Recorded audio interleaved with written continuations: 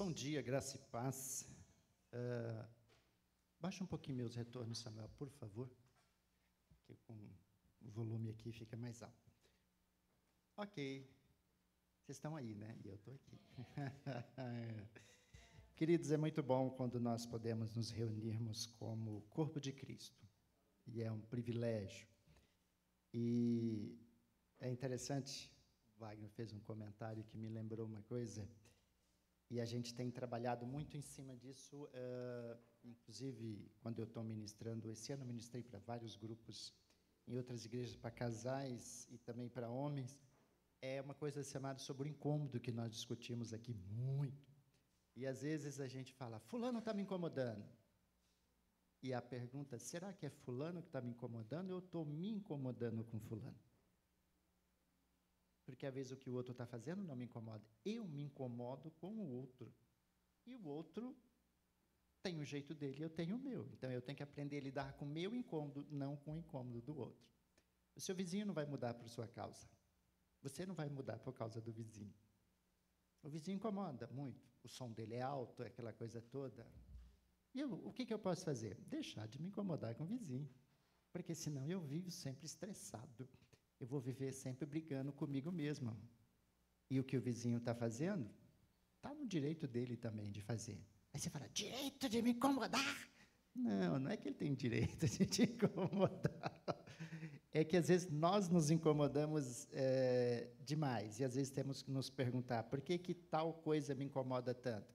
Talvez este seja o meu problema que eu tenho que lidar, que eu tenho que tratar. Porque qual é a palavra acerca? Se depender de vós, estejais em paz com todos. Inclusive com o vizinho que eu acho que me incomoda. Vai lá conversar com ele. Um conselho que Jesus dá quando eu sei que talvez você pode dizer que seja diferente. Que ele fala, se você deve alguma coisa para alguém e não pode pagar, vá lá conversar com ele. Vá se acertar com ele. Então, se às vezes é o contrário, o vizinho está te incomodando, uma hora chama ele para tomar um café e fala, veja bem, sabe, aquilo que você faz, eu, às vezes, estou fazendo determinada coisa que me atrapalha. Talvez a gente faça alguma coisa também que atrapalha ele. Só que, às vezes, a gente não percebe isso daqui para lá. A gente está sempre olhando de lá para cá.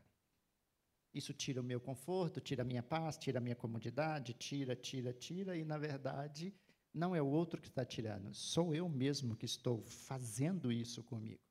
E é bem difícil de lidar conosco, é mais fácil lidar com o outro do que com a gente mesmo, ok? As terças-feiras servem para isso. Graças a Deus, Deus é bom e dura para sempre. Eu estava falando sobre alguns homens de fé e trazendo alguns exemplos, e eu pretendo continuar falando sobre alguns exemplos de grandes homens de fé. Só que uma coisa é o que a gente quer, outra coisa é o que realmente, às vezes, Deus quer falar conosco em um determinado momento. Em relação a esse caos que nós estamos vivendo e vendo, não só no nosso país, fora do nosso país, em todas as questões e ocasiões, e o que me veio para mim é assim que o amor ao dinheiro, de fato, é a raiz de todos os males, como Paulo diz. E a gente tem visto o que tem acontecido no Brasil, principalmente, que é o nosso caso de corrupção, de criminalidade. Eu vi no jornal com a Gladys essa semana, e acho que foi ontem mesmo, e aí um casal que foi preso por estar envolvidos numa questão do crime e acharam metralhadora na casa deles. Quando a mulher passa na frente da câmera, eu olhei e falei, quando que alguém ia olhar para essa mulher e achar que essa é uma mulher do crime? Você fala, não, ela é inocente. Inocente, inocente, inocente. Com uma mulher com esse jeito, é o que a gente olha exteriormente, mas o que as pessoas são, de fato, é outra história. E hoje você não sabe quem é, quem não é. E tudo isso, nada mais, nada menos, é por causa do dinheiro. É só, não tem outro motivo, é só pelo dinheiro. Então, quando Paulo diz que o amor ao dinheiro é a raiz, de fato, de todos os males, a gente tem que aprender a lidar. Jesus, quando diz, olha, é mais fácil você passar um camelo pelo fundo da agulha, ou de uma agulha, do que um rico entrar nos céus, eu acho que é uma fala que a gente tem que pensar nisso.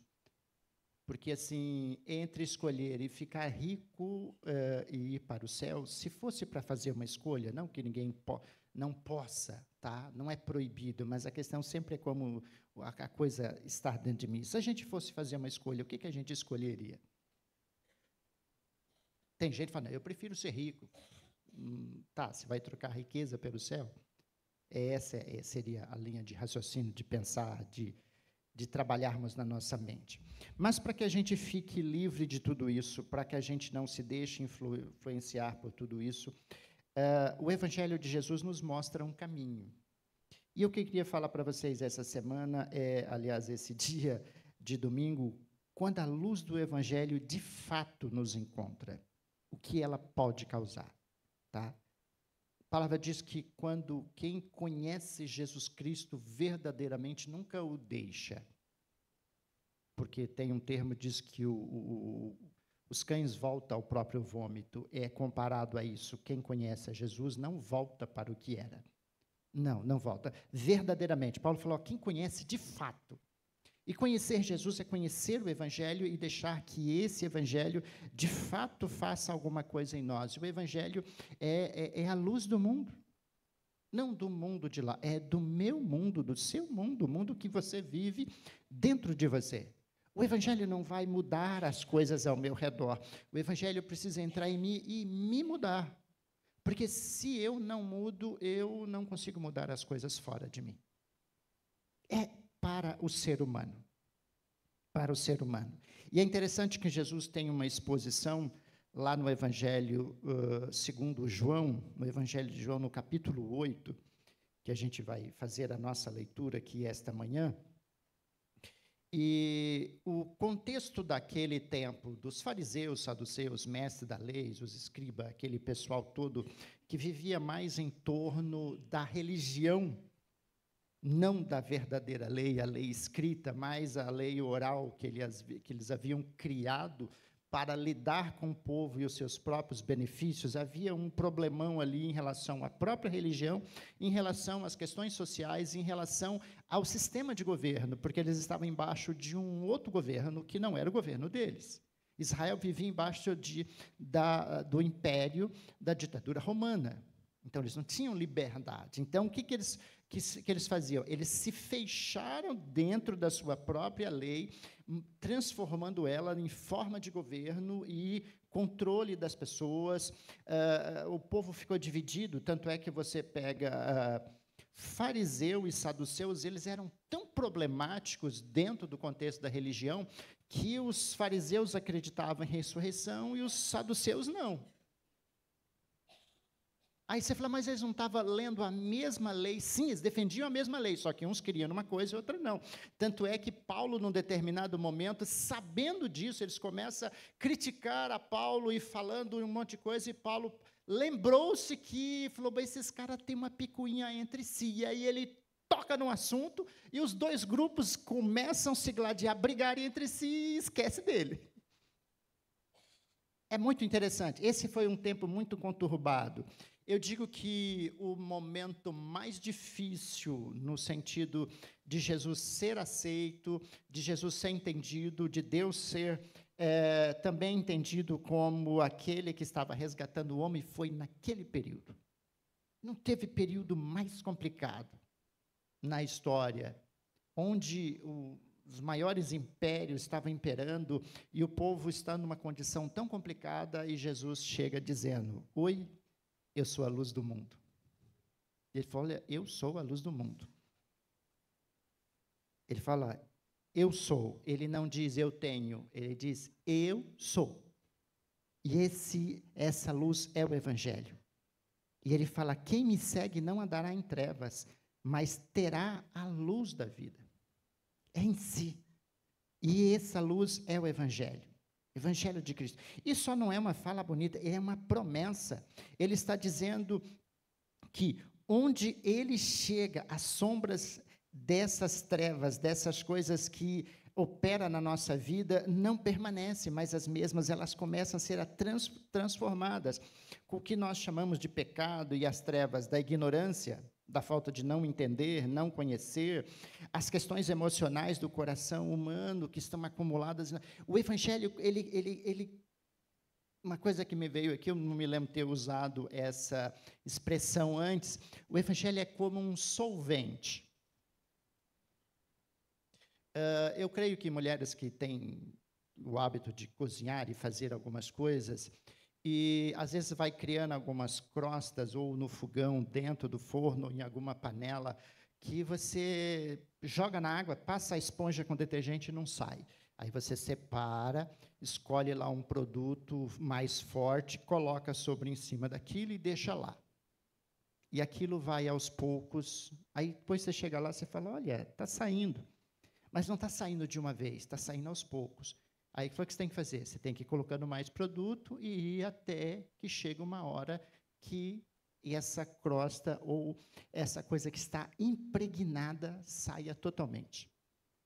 E é interessante quando você faz isso, principalmente aquela coisa que fica embaixo da panela, que parece que eu não sei como que aquilo fica, e você tenta tirar, tem produtos mágicos, mas você tem que insistir, insistir. Como Jesus fala, não se quebra uma grande pedra em uma única martelada. Por isso que você tem que pegar o Evangelho e ir esfregando.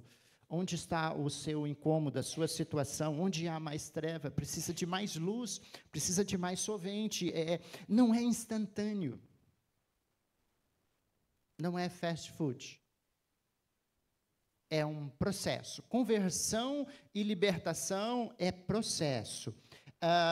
Quando a palavra fala que vai, como o dia vai clareando e vai raiando, a aurora, é devagar. Agora, uma questão é, se você não querer mais estar no processo disso, você vai acabar voltando para o que era. Se você desistir de continuar passando o produto lá naquela crosta, chega uma hora que você começa a usar de novo e ela cresce novamente. Só que chega um tempo que você fala, eu vou jogar isso fora. Tem um negócio que eu acho que tinha que ter outro nome, que eu conheço desde a década de 70 para limpar forno, é diabo verde, né? Não sei porque o cara que criou esse produto, esse químico, eu não sei porque que o cara botou justo esse nome. Diabo verde, eu não sei se existe diabo verde, mas... E era um dos melhores que tinha, ou inventaram o outro. Mas, assim, gente, não apareceu nada nesse mundo nos últimos 2025 anos que seja melhor do que o Evangelho. Tem nada. Para qualquer coisa, seja emocional, seja as trevas, seja a ignorância, seja o que for, se você tem, eu sei que tem pessoas que me veio uma sigla na cabeça, que se você também insistir ali, você vai perceber que também dá resultado. A sigla que me veio é TEI.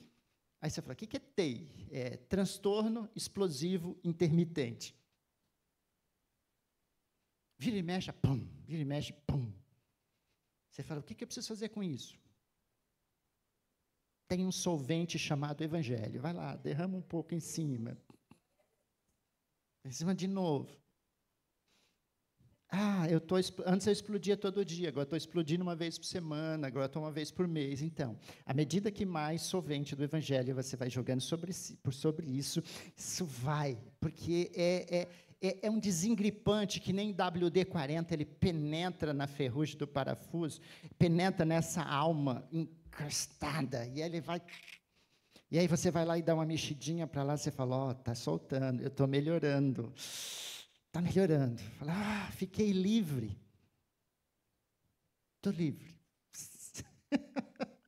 Ela que disse, parece que eu estou assim. Aí chega uma hora que você consegue soltar o parafuso com uma mão. Quando eu usei do WD. Que uma hora que uma ferramenta, você não consegue, às vezes, com uma própria força. Quantos homens, e eis aqui um que já quebrou cabeça de parafuso, por não ter paciência, achar que é forte o bastante, lá e você fala, e agora?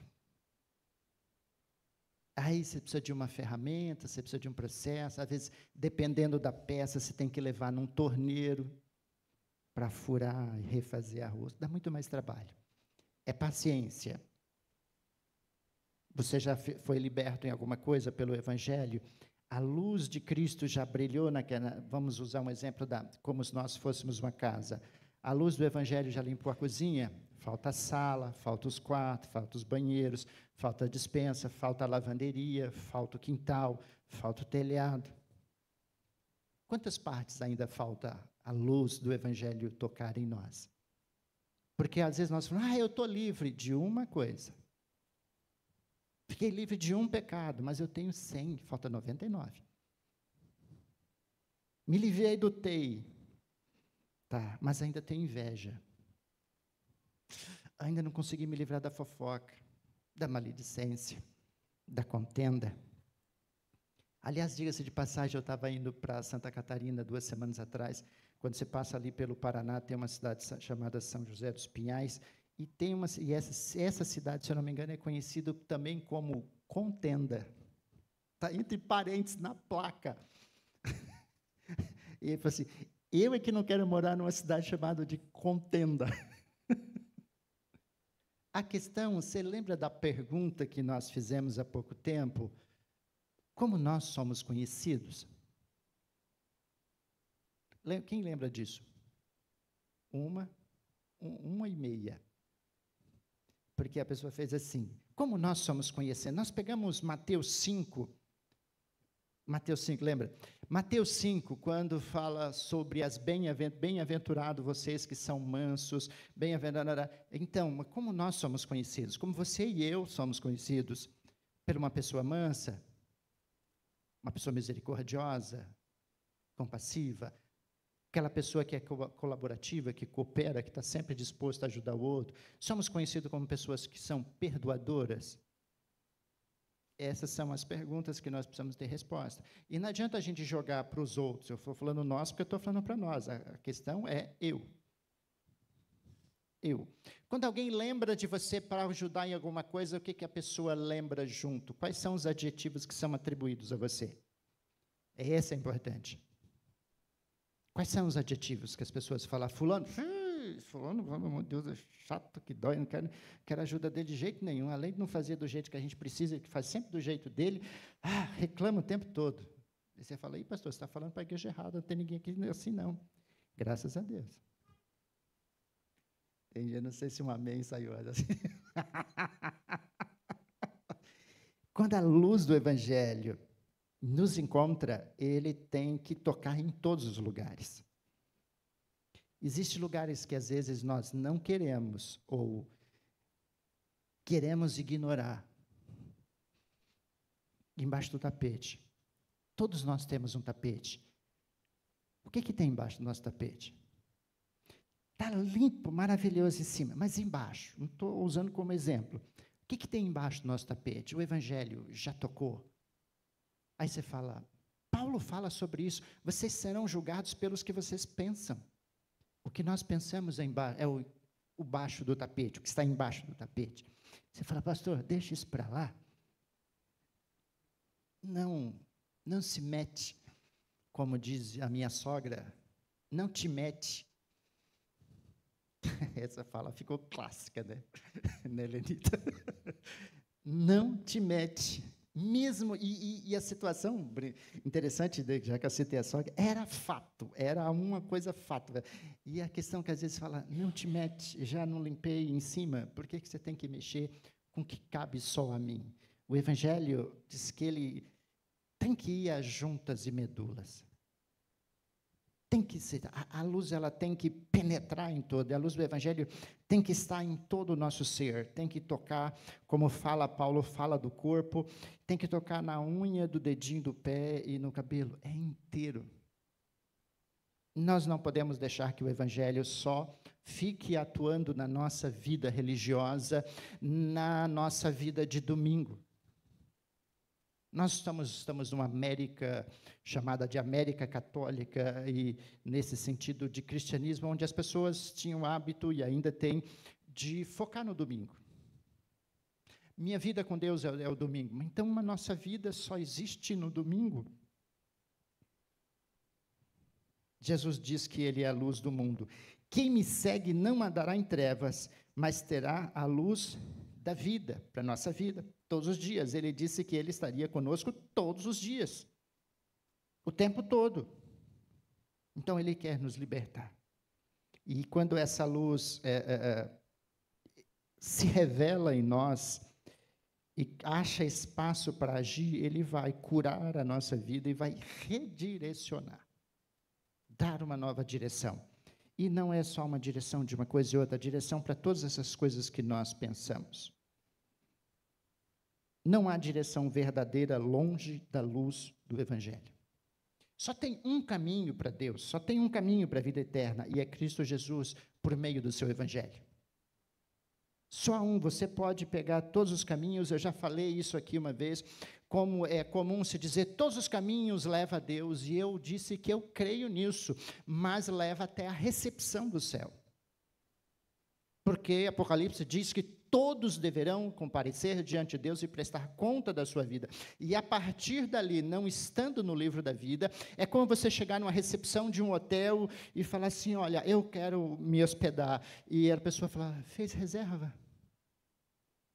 Aí você fala, reserva? Deixa eu dar uma olhada aqui, seu nome não está aqui. Você não pode entrar no hotel. Aí o que eu faço? Acabou o tempo da escolha.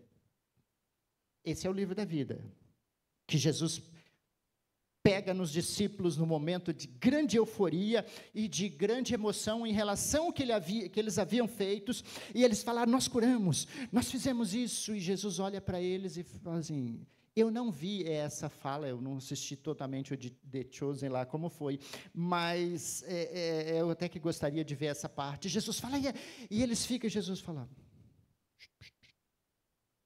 o nome de vocês estão no livro da vida? Aí eles, pensa uma pergunta dessa. Você chegar na recepção e, de repente, lá do céu, e alguém perguntar, seu nome está aqui? Eu acho que sim, né? Dá uma olhadinha para ver se eu estou aí. Eu acho que esse é o tipo da dúvida que a gente não pode ter, né, Wagner? Pessoa chegar lá e perguntar, em vez dele responder a pergunta, você faz a pergunta. Ele fala assim, como assim, ué? Você não viveu na luz? Não éramos para ter a certeza de estar lá? Ou você faz uma reserva num hotel e vai para o outro se hospedar? E chega lá e fala, não, eu fiz uma reserva. O cara fala, aqui não, o seu nome está aqui não. Mas vamos seguir. A luz revela o caminho, mostra o caminho. E é interessante que Jesus diz, quem me segue. Jesus é o caminho, a verdade, a vida. Ele é o seu próprio evangelho. Os fariseus questionavam a autoridade de Jesus porque viviam presos ao próprio sistema. As próprias referências deles que eles criaram, como eu disse. Quem caminha guiado por luz artificial, dentro de contexto religioso, regras, tradições e até medos, liturgias, acaba tropeçando. Jesus não é artificial, porque assim, o Evangelho de Jesus só tem uma forma de praticar, vivendo ele no cotidiano. Em todos os aspectos, o tempo todo, porque ele disse que ele estaria conosco o tempo todo. Então, assim, toda uma religião plástica, artificial, a gente tende a tropeçar nela, porque a gente vai estabelecer as coisas que é chamado de sacro e secular, as coisas da religião e do meu privado, da minha vida secular, onde eu faço do jeito que eu quero aqui, e aqui eu vou cumprir o meu papel religioso, onde eu vou cumprir a minha liturgia apenas. Eu vou pagar as minhas promessas. Querido, mesmo em relação a dízimo e oferta e qualquer coisa que você faz relacionada à sua religião, no caso evangélica, que não está dentro da vida cotidiana do evangelho, relacionado a todas as coisas, é apenas pagar promessa. Pagar promessa que não vai faltar aos cultos, que vai estar na sala de oração, ou na terça-feira, ou nas Déboras. Você fala, não, eu prometo para quem? Aí fala, está vendo, eu fui, eu vim. Ok, você cumpriu a promessa. E fora disso, como foi? Porque no livro da vida conta o que está fora disso. Eu já disse isso para vocês algumas vezes, que eu particularmente não creio que lá, diz que no livro que vai ser aberto está lá o meu nome e tudo que eu fiz, e eu creio que não vai estar lá quantos cultos que eu frequentei. Isso eu acredito que não vai estar. Porque isso não me justifica. Isso não me faz alguém melhor como ser humano, não me faz alguém fiel a Deus. Essa é apenas uma parte que está no meio. Então, isso não é predominante, isso não é minha garantia. Isso não justifica e não encobre, de certa forma, os meus erros, não elimina os meus pensamentos. Isso é uma prática de escolha. Não que você não deva fazer, mas eu não posso me ancorar, chegar lá e falar, Senhor, imagina uma situação que você fala para o anjo assim, então, né, você disse que eu falhei aqui, mas me diz aí, quantos cultos eu fui? Quantas reuniões de oração? E quanto eu dei de dízimo e oferta? Ele fala, não consta aqui não. Ele fala, mas eu fiz, olha, isso não me ajuda? Ele vai dizer, olha, você não perdoou fulano, você caluniou Beltrano, você vivia cheio de ira, de cólera, de contenda, quando te procuraram, você se negou a ajudar, você fala, engraçado, a sua lista de não é maior do que a de sim. E isso não podemos deixar que nos seja privado, porque nós temos que trabalhar isso à luz artificial, que é a luz da religião, de tradições, e que está voltado também à questão do entendimento e o conhecimento que a gente tem acerca daquilo, às vezes não nos ajuda. Por isso que Jesus fala, e conhecereis a verdade te liberta. E a maior libertação que eu preciso ter é de mim mesmo. De não achar que, como os fariseus, os saduceus, os escribas, se escorava nas suas roupas e filactérios bonitos, na sua prática religiosa, de não faltar a um sábado, de cumprir os ritos e tudo aquilo, mas também se orgulhavam e desprezavam e rejeitavam os que não eram judeus, principalmente os próprios irmãos de Israel, que era de Samaria, e o samaritano e o fariseu orando, Jesus fala para o cara, olha, quem foi justificado? O que disse que é melhor do que o outro, que faz tudo o que a religião manda, ou aquele que reconhece que nada que ele possa fazer é suficiente para estar diante de Deus, porque ele se reconhece pecador? E ele fala, é o fariseu. Às vezes vale mais a pena vivermos como um fariseu arrependido do que, aliás, como um samaritano arrependido do que como um fariseu cheio de autoconhecimento de si. A luz vai revelar esse nosso caminho nesse trilho. A luz de Cristo não oferece um mapa, mas uma presença que o guia passo a passo. O Evangelho de Jesus não é um mapa. Não é um mapa, é um guia para você viver diariamente. O mapa você pega, você está no ponto A e precisa ir para o ponto B, e você vai simplesmente, e o que tem entre um ponto e o outro não nos interessa, mas o Evangelho é diferente. O meio vale mais do que o fim. É o que me garante o fim, é como eu vivo, o meu passo a passo, o meu meio, e eu não posso entrar na lógica, se eu não me engano, de Maquiavel, que diz que o fim justifica os meios, onde eu quero chegar no fim e eu faço tudo como eu quero, achando que justifica. Eu sei que isso ele fala em relação a algumas coisas, principalmente aquelas coisas erradas que as pessoas fazem, justificando, eu só estou tentando chegar onde eu quero. Mas o Evangelho é um guia para vivermos um dia de cada vez. Um dia de cada vez. E a luz desse Evangelho precisa nos ajudar a ter entendimento, conhecimento e sabedoria acerca de nós, das pessoas que convivemos e do mundo e de Deus. Um exemplo para fechar esse ponto, que a luz revela o caminho, às vezes nós não entendermos e não conhecermos o que está ao nosso redor. Um exemplo, quando você tenta organizar um quarto todo bagunçado, só que no escuro. Você não entende, você não sabe bem o que tem ali, você não consegue ver, porque para entender tem que ver. Ninguém diz que entende, essa é a lógica da luz, e é a luz que faz com que eu veja e eu entenda. Eu estou olhando para dois vasos totalmente diferentes, em todos os aspectos, em formato, em tamanho, e material de construção e decoração. Se tivesse no escuro e eu não os visse, alguém poderia dizer, tem dois vasos ali, e ponto, acabou a história. Aí você fala, tá, eu não sei, eu não conseguiria descrever.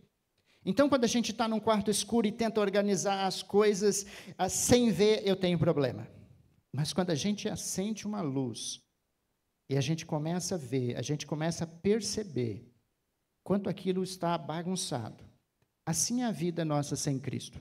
Eu não vejo o meu erro, eu não vejo o meu pecado, eu não vejo o meu mal, eu não vejo o que está acontecendo em mim. Interpretamos mal a nossa própria realidade, as pessoas que estão ao nosso redor, mas quando o Evangelho vem clareando em mim, eu passo a me ver, eu passo a ver o outro, aí sim eu vou conseguir entender, isso não deve ficar aqui, isso tem que ser jogado fora, e aí você consegue organizar esse quartinho.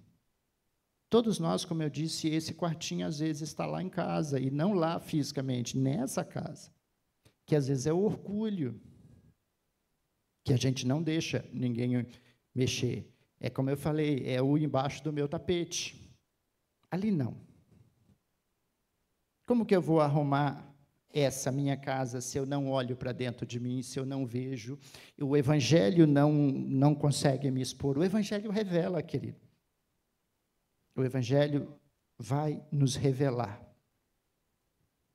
E esse exemplo do quarto, onde você tem que ver para entender a bagunça, para conseguir arrumar a bagunça.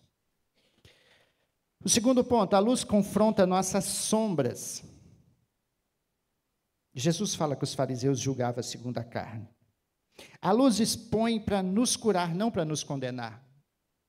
Eu sei que existem práticas que não são muito boas, que a gente já ouviu falar em muitos momentos, que às vezes pessoas são expostas publicamente e às vezes ela não é curada, ela só é envergonhada e só piora a vida dela. Por isso que, às vezes, a gente tem que tratar coisas no privado. Às vezes, você tem que chamar a pessoa, e é interessante quando Jesus fala, se teu irmão pecar contra ti, vai ter com ele. Se ele não te ouvir, leva 2 testemunhas. Se ele não te ouvir ainda, apresenta a igreja, a liderança da igreja, porque tem gente que interpreta aí, leva a igreja, não significa colocá-lo aqui na frente, fala, está vendo? Ó, fulano vai ser excluído do hall de membros porque fez isso e isso. E aí, simplesmente, se a pessoa não estava bem, você acabou empurrando um pouquinho mais para piorar um pouco mais. Como alguns pastores que eu conheci recentemente, que foram expostos a isso por situações que não vem ao caso, mas, assim, não ajudou em nada. E uma série de outras coisas que, às vezes, as pessoas são expostas. Teve 2 casos, um deles foi um pastor que simplesmente ele foi tirado da igreja porque a esposa dele estava doente, e diz que a esposa doente atrapalharia o andamento da igreja, porque ele talvez tinha que dar muita atenção a ela, e tiraram o cidadão, botaram para fora.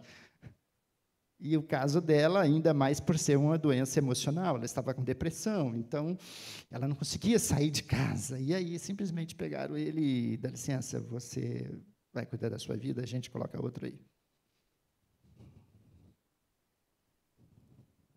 Quando vocês precisarem fazer alguma coisa comigo, pensa bem. Queridos, tem tanta coisa que o Evangelho precisa tocar, essas nossas sombras. E lembre-se de uma coisa, o Evangelho, quando nos toca, não é para nos condenar, é para nos curar. Nós somos pessoas que precisamos ser curados de muitas coisas. Os fariseus não entenderam Jesus, não entenderam o Evangelho, porque ele estava nas próprias sombras, que principalmente era o orgulho, as certezas rígidas, o controle, essa coisa que eles achavam que estava extremamente certo. Prova disso é a declaração de Paulo. Ele fala, mas eu tinha certeza que eu estava certo, eu estava mandando prender a pessoa, as pessoas estavam condenando as pessoas, porque eu tinha certeza que eu estava cumprindo a lei. Isso é certeza rígida. Não, amados, todos nós estamos sujeitos. Depois ele reconhece tudo isso, o Senhor trabalha na vida de Saulo, que o transforma num Paulo numa forma impressionante. E nós não podemos agir como os fariseus, achando que nós somos melhores por causa disso, daquilo outro. Eles tinham o problema das próprias trevas internas. São esses conteúdos não elaborados, as nossas defesas, mecanismos de defesa, os nossos medos, e principalmente uma coisa que podemos colocar aqui é chamado o narcisismo espiritual, que às vezes nos fazem resistir à verdade. O contexto dessa ideia que às vezes a gente fala muito, fulano é narcísico, às vezes eu sei que tem algumas pessoas, mas que raio que é isso? Quem foi narcísico? Por que é falado? Por que é atribuído? Na mitologia grega tem um cidadão, um jovem, que era chamado de Narciso. Um dia ele se olhou no reflexo de um lago e olhou e falou, nossa, que rapaz bonito, impressionante. E ele se apaixona por ele mesmo.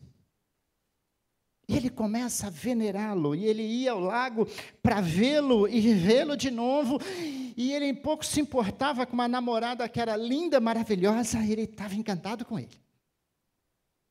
Às vezes nós nos encantamos pelo nosso corpo ou pelas coisas fora, mas principalmente essas coisas internas. Vamos colocar, por exemplo, o narcísico intelectual.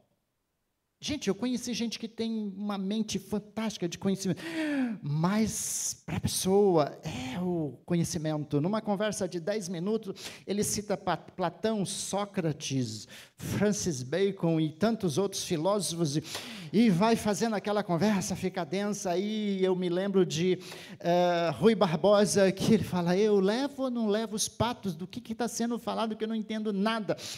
Mas a pessoa se sente o máximo. Pastores que sobem ao púlpito e falam mais de o que significa grego e hebraico e aramaico e latim e koiné e tal, mas aí você fala, nossa, e aí como é que foi a pregação? Nossa, foi bem difícil de entender. Jesus gostava de uma linguagem simples, uma linguagem da terra local. Quando a gente usa, por exemplo, o termo koiné, era uma linguagem caipira, que se falava entre o povo, principalmente da Galileia, que eram considerados gente indouta, lá de cima. Lembra do Natanael? Pode vir alguma coisa boa lá de cima, de Nazaré, da Galileia, pelo amor de Deus, só tem gente analfabeto lá. E Jesus falava com esse pessoal, sem narcisismo intelectual, entende? Sem narcisismo espiritual. A mulher de Deus, que só em chegar perto você sente a vibração do Espírito nela. Gente que quer ser servido porque acha e acredita que tudo de Deus está nela, que Deus fala. Isso é narcisismo. E os fariseus, os caras viviam em torno disso. Jesus fala, vocês são bonitos por fora, essas estolas, esses filactérios, mas por dentro vocês fedem, vocês são sepulcro caiado. Não tem nada de bom dentro de você. É porque o evangelho não tocou lá dentro. Não é a roupa, não é o externo, é minha alma que precisa ser tocada. É essa penetração do evangelho que tem que alcançar tudo em mim. Um exemplo, quando você dá luz ou você dá foco. Quando você pega uma fotografia mais antiga e você olha, às vezes, numa certa distância, você não consegue ver tantas imperfeições dela. Quando você aumenta o zoom, você vai percebendo as imperfeições. Eu me lembro que quando você amplia a fotografia, vai ampliando digitalmente, chega uma hora que os pixels vão perdendo e vai desfocando, e você fala, ixi, essa coisa ficou ruim demais. O Evangelho tem que ser essa luz que penetra nessa foto antiga ao ponto da gente ver todas as incertezas, dificuldades, impurezas, falhas. Isso tem que ser exposto. Tem coisas que só aparecem numa luz plena, numa penumbra a gente não percebe. Não podemos usar em relação ao Evangelho a palavra parece. Porque parecer significa que eu não estou vendo direito e eu estou comparando a uma outra coisa que não é bem o que eu vejo. Você fala, olha, eu vi fulano parecido com Beltrano. Era Beltrano? Não, só parece. Então, tem muito de um evangelho pregado que parece o evangelho de Jesus. Tem uma fala interessante de Jesus em relação a essas trevas e as coisas que há em nós, que ele fala, olha, cuidado, cuidado, muita atenção para que você não se engane de achar que a luz que há em ti seja uma luz de fato, mas na verdade é trevas. Não existe coisa pior do que a gente achar que está certo, depois descobrir que está errado. O apóstolo Paulo viveu essa experiência. Paulo sempre achou, e aliás, ele tinha uma convicção desse achismo, ao ponto dele descobrir que ele fala, estava errado. Por quê? Porque o evangelho de Jesus entrou na vida de Paulo de uma forma extraordinária, aliás, espetacular, quando diz que ele cai no caminho, que aí automaticamente vem gente que fala que caiu do cavalo, e Paulo não estava de cavalo, cai no caminho lá e fica cego, e é interessante que a cegueira dele o leva, de fato, a muito além das sombras que ele já vivia, ao ponto dele ficar totalmente cego, para que ele pudesse, quando ele abrisse os olhos, a luz do evangelho fosse tão plena nele, que ele passa a entender tudo o que ele fez, e enxergou tudo o que estava errado. Foi de um dia para o outro, naqueles dias que ele é levado, ele fica lá na casa de um cidadão que cuida dele, até o evangelho ser revelado dentro dele, sem a vista externa. Porque aquilo, acredito que era a confiança de Paulo. Ele via tudo, ele sabia de tudo. Depois ele percebeu que ele não via nada e não sabia de nada. Que ele fala, tudo que eu aprendi aos pés de Gamaliel é esterco. Eu abro mão disso. E aí o evangelho de Jesus entra em Paulo de uma forma espetacular. Não é à toa que no Novo Testamento a maior quantidade de escritos é dele, de uma revelação impressionante, de um entendimento fora do comum, porque o evangelho foi ao mais profundo que poderia chegar, nas juntas e medulas de Paulo, ao ponto que, de vez em quando, ele tentava se gabar de quem ele era, de conhecimentos, e aí ele tem um espinho na carne, e ele sofre com isso, e o Senhor fala, minha graça te basta, e aí é que ele declara, se eu tiver de me gloriar, eu tenho que me gloriar na cruz de Cristo Jesus. A minha glória é a cruz. A minha glória é a cruz.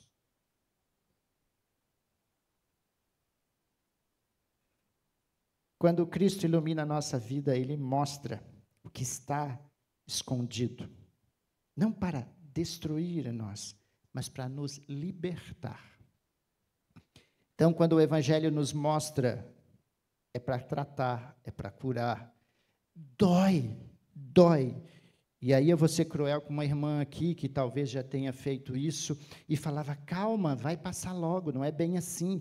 Chegar uma pessoa com corte num hospital sujo, porque se cortou em terra, e aí aquela enfermeira linda e maravilhosa e simpática, que joga aquele produto em cima e começa a limpar, como se estivesse limpando outra coisa, a pessoa fala, ai, está doendo. Eu falo, não, mas precisa ficar limpo.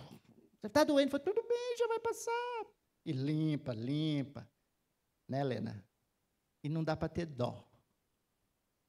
Se você tiver dó, você não faz o que é preciso fazer. Não dá. Se você ficar cheio de tadinho, você não faz.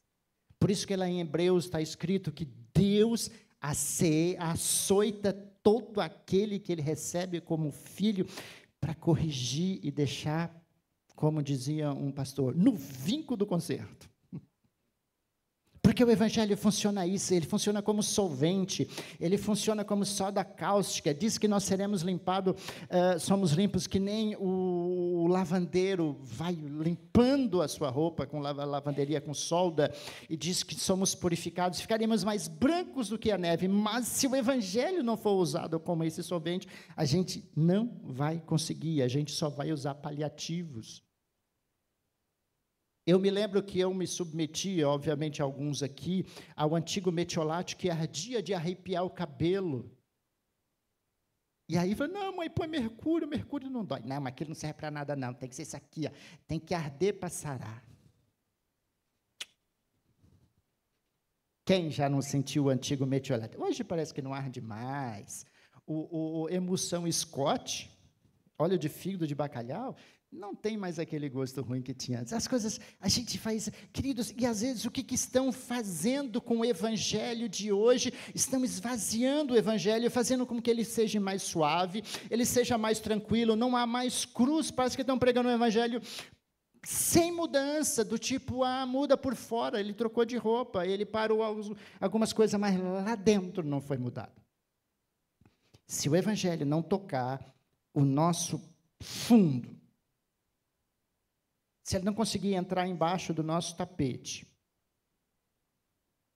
se ele não arrumar aquele quartinho, se ele não revelar as impurezas ou defeitos ou qualquer coisa dessa fotografia nossa velha, que precisa ser visto o que eu não estou vendo, se não clarear plenamente.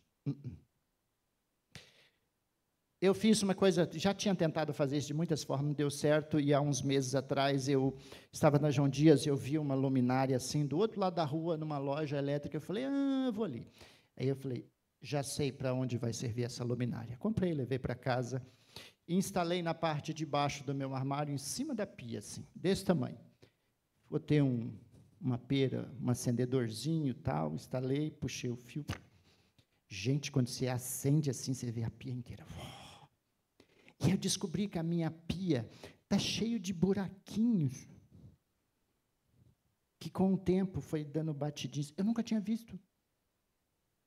Eu falei, olha isso, rapaz. É um clarão assim. Eu falei, gente, olha. Eu falei, essa pia está velha. Olha essa cuba, como é que está? Gente, olha essa válvula, está desbotada, está feia. Olha isso. Minha mulher não pode estar ouvindo agora, não. E aí, assim tem que ser o evangelho. Tem que ser como um farol. Tem que mostrar de fato. A gente tem que ver de fato quem eu sou, como eu sou. Não só para mim, como eu sou para o outro. Porque Jesus disse que eu tenho que tratar o outro como eu gosto de me tratar, de me cuidar. Agora, se eu sou relaxado comigo, eu não tomo banho, não arrumo o cabelo, não escovo o dente, por que eu vou me importar com o outro? Se a gente não se cuida, a gente não se importa com o outro.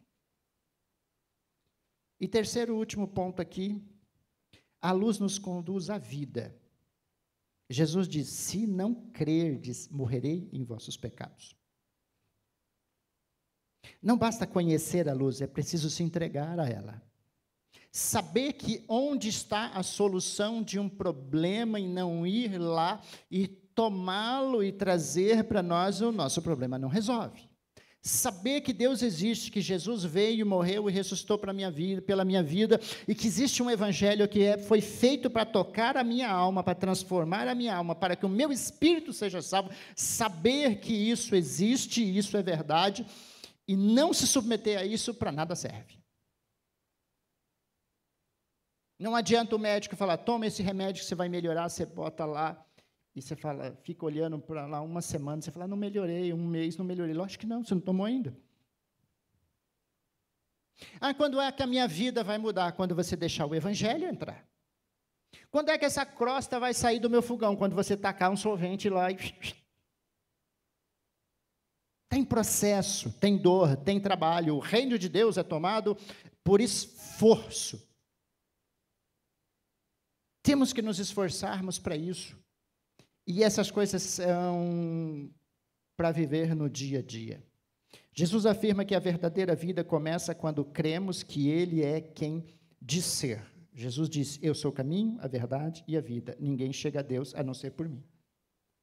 A fé aqui não é intelectual, mas existencial, uma confiança que reorganiza tudo, que nos desloca das trevas para a luz.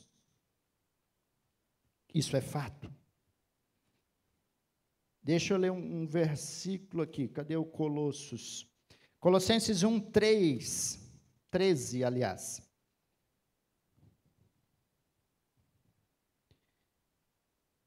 Pois ele nos resgatou do domínio das trevas e nos transportou para o reino do seu Filho amado, em quem temos a redenção, a saber, o perdão dos pecados. Ele nos tira das trevas e bota no reino do seu Filho, que é luz.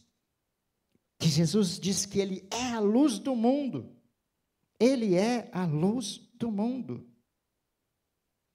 Queridos, tem coisas que às vezes nós temos dificuldade de nos adaptarmos, e se você não insistir no processo, você não se adapta. E uma coisa é a vida cristã baseada no Evangelho como estilo de vida, não como religião.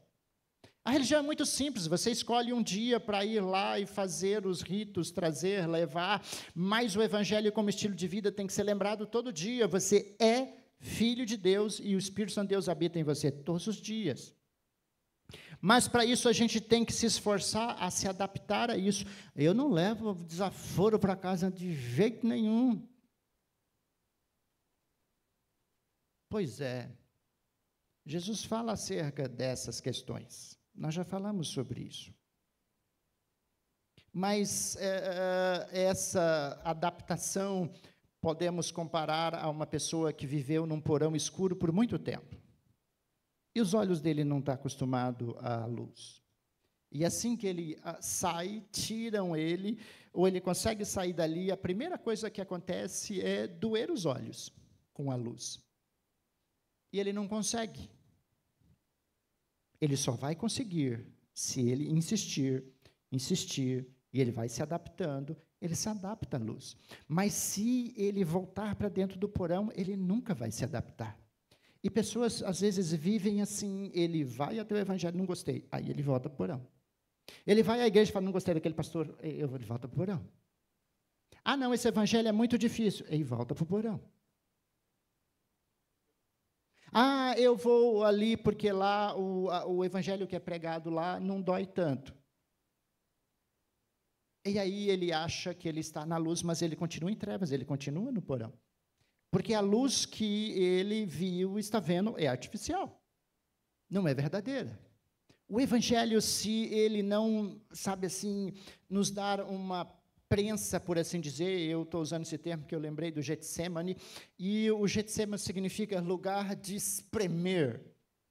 Getsemane é onde prensavam as as azeitonas, para tirar o azeite. Era uma grande pedra em um local onde essa pedra vai rodando e esmagando as azeitonas até sair o azeite. E era processual, você tinha a primeira prensa, a segunda prensa e a terceira prensa disso. Então, quando passava a primeira vez, separava o primeiro azeite, esse é o azeite que, se hoje vamos comparar o que vocês conhecem, é o azeite do rótulo verde. Aquele 05, 03, 02, que são um pouquinho mais caros, que são mais suaves. Aí, a segunda prensa, você teria o vermelho, que é mais para cozinhar, e a terceira prensa, lá, o que se usava era para colocar em lamparina. Que era o azeite de terceira. E Jesus se submete a isso, a essa prensa. E a primeira prensa que Jesus recebeu, quando ele sai, quando ele diz, não seja feita a minha vontade, Pai, mas a tua. Ele não desistiu. Mas ele precisava entender que precisava se submeter a isso. O Evangelho é assim, o Evangelho vai penetrando na gente, usando um termo também que diz, Paulo fala que é uma espada, como uma espada de 2 gumes, 2 fios. Corta dos dois lados, na entrada e na saída. Só que depois que a gente é tratado, quando você se adapta a essa luz, ela já não te prejudica mais, porque a dor, ela às vezes é associado ao meu pecado, aos meus desejos, aquilo que eu gosto, mas essas coisas são as coisas que me mantêm nas trevas. Então, quando eu sou purificado, eu sou limpo, quando você vai limpar lá o seu objeto que precisa de força e precisa de solvente, quando você olha, você fala, nossa, esse arrancou o couro, como a gente diz. Isso me esfolou. É como lima. Eu já falei para vocês de processos de polimento de acrílico. Quando você corta com serra, que você começa numa lixa mais grossa, depois você vai afinando até uma lixa que é chamada de 2000, que solta só um talquinho até ficar lisinho.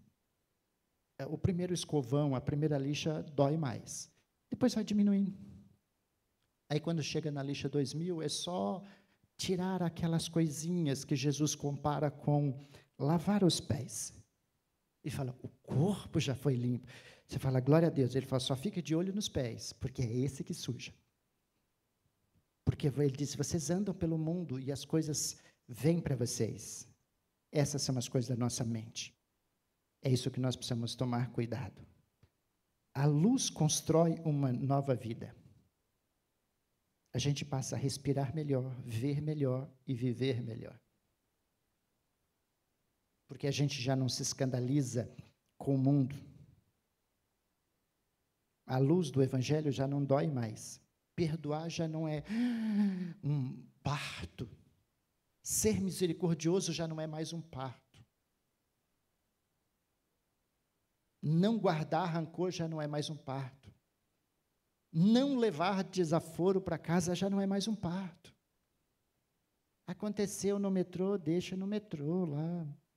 Sabe aquele velho jargão que você já ouviu em filmes? O que fez em Vegas, fica em Vegas. O que aconteceu no metrô, perdoa, deixa lá no metrô, deixa no ônibus. Você pisou em alguma coisa que não deveria pisar na rua, deixa na rua. Limpa o pé e vai embora. Jesus disse para os discípulos, se você for entrar numa casa e não te receber, ele falou, sacode a poeira e vai embora. Segue a vida. Larga lá. Larga o passado no passado. A gente só consegue isso quando o Evangelho consegue entrar em nós.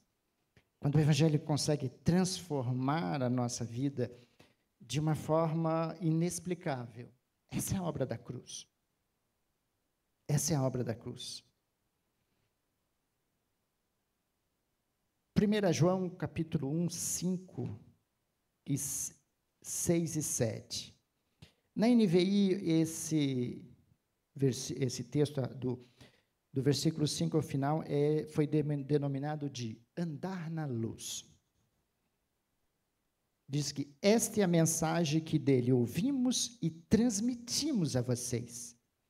Deus é luz. Nele não há treva alguma. Se afirmamos que temos comunhão com ele, mas andamos nas trevas, mentimos e não praticamos a verdade. Percebe o peso desse texto? Percebe o quanto isso? Se afirmamos que temos comunhão com Deus, mas andamos nas trevas, se ainda estamos no porão, mas andamos na treva, mentimos e não praticamos a verdade. Se ainda somos narcísicos em relação à nossa vida evangélica cristã, eu sou evangélica há tanto tempo, me lembra a oração do fariseu no templo, não sou como aquele samaritano. E ele, na oração, o cara aponta para o samaritano, falou, está vendo, Deus, eu jejuo, eu faço isso, não sou como ele. Isso está em trevas. Ele fala, isso é mentira, é viver uma vida de mentira. E ele fala, e nós não praticamos a verdade. Se, porém, andarmos na luz, como ele está na luz, ou ele é a luz, temos sim comunhão uns com os outros, e o sangue de Jesus nos purifica de todo o pecado. Você percebe que é a luz que me faz ter comunhão contigo, e é isso que vai fazer com que eu seja perdoado? Por quê? Porque eu preciso de alguém para andar junto para ser perdoado. Como é que eu vou ser testado na chamada paciência se alguém não me provoca? Eu vou ser, porventura, paciente comigo, mesmo sozinho, só mesmo quem tem aí uns probleminhas psicológicos que não suporta nem ele mesmo. Aquele coisa do contrário do narcísico, não consegue nem olhar para o espelho porque odeia a si, eu não gosto daquele cara, então tira ele da minha frente. Então, assim, é assim, para termos comunhão uns com os outros, temos que andar nessa luz do Evangelho. Precisamos deixar que o Evangelho toque em nós, que ele faça, de fato, algo verdadeiro em nós, para que quando eu estar diante de uma situação, eu não seja pego de surpresa e tenha uma reação que não é como deveria ser.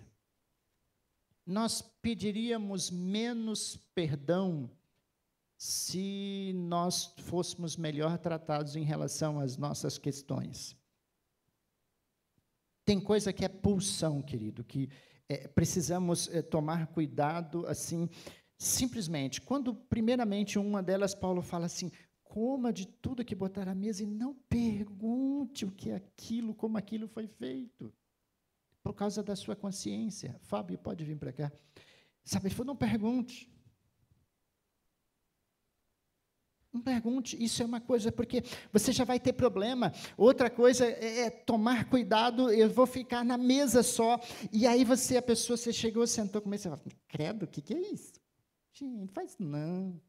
Você fala, mas saiu sem querer. Você pensa, a pessoa que te fez, você tem direito de dizer que não gosta, mas vigia e ora para não cair na tentação. Já experimentou tal coisa? Credo, Deus me livre, não come isso não. Você nem sabe o que é, nem experimentou. Esse é um pouco de... Há umas sombras que ainda tem aqui dentro. Eu gosto de experimentar de tudo. E eu faço uma paráfrase com o que Paulo fala, ouvi de tudo, retei o que é bom, e eu experimento de tudo e retei o que é bom.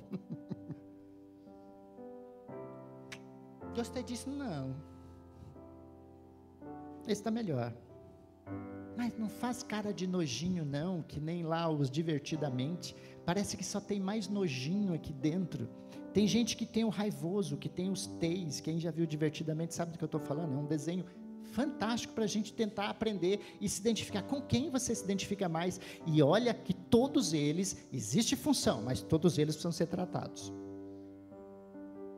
Todos eles. O que fica bravo com tudo, que tem nojo com tudo, tudo precisa ser tratado, tem que ter equilíbrio, tem que ter moderação.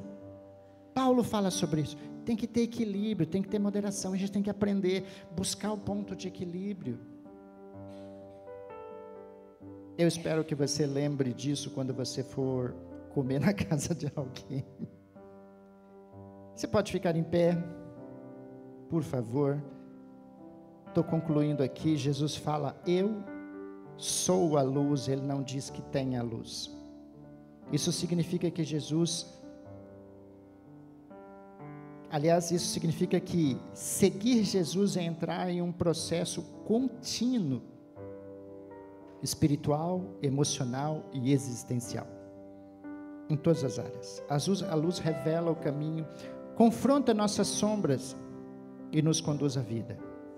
E a pergunta final do texto, que tem que ecoar hoje, vamos permanecer na sombra da nossa própria visão, ou caminhar na luz de Cristo que oferece, que é o Evangelho? É uma escolha, nós devemos tomarmos essas escolhas. Feche teus olhos, por favor. Fale com o Senhor, com o Espírito Santo de Deus que está em você. O que você acredita que precisa ainda ser alcançado pela luz do Evangelho? Ou o que você gostaria primeiro, aquela coisa que mais te incomoda? Você fala, eu queria vencer isso. Senhor, me ajuda nisso. Me revela para que eu cuide disso. Por que eu não consigo lidar com essa situação?